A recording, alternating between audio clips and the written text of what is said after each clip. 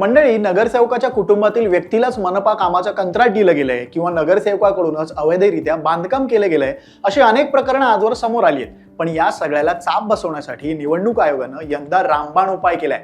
महापालिका निवडणुकीच्या उमेदवारी अर्जातील रकान्यांमध्ये राज्य निवडणूक आयोगानं काही बदल केलेत।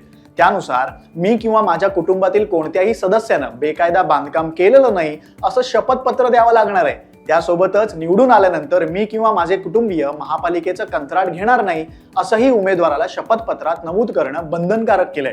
नगरसेवक म्हणून निवडून आल्यानंतर अनेक जण बांधकाम व्यवसायामध्ये उतरताना दिसतात। त्यामुळेच आता निवडून आल्यानंतर नगरसेवकांना बांधकाम व्यवसाय करताना एक विशेष खबरदारी घ्यावी लागणार आहे। इतकंच नाही तर नगरसेवक पदी निवडून आल्यानंतर कोणती कामं करणार आहात, 5 वर्षात पायाभूत सुविधांसंदर्भात तुमचं विजन काय आहे, हे सगळं उमेदवाराला शपथपत्रात सादर करावं लागणार आहे। त्यामुळेच उमेदवारी अर्जातील हे नवे रकाने महत्त्वाचे आहेत। बरं, एखाद्या नगरसेवकानं बेकायदा बांधकाम केल्याचं सिद्ध झालं तर महाराष्ट्र महापालिका अधिनियम 1949च्या कलम 10-19 किंवा मुंबई मनपा अधिनियम 1888च्या कलम 16(1)ड मधील तरतुदीनुसार अपात्र ठरवता येऊ शकतं।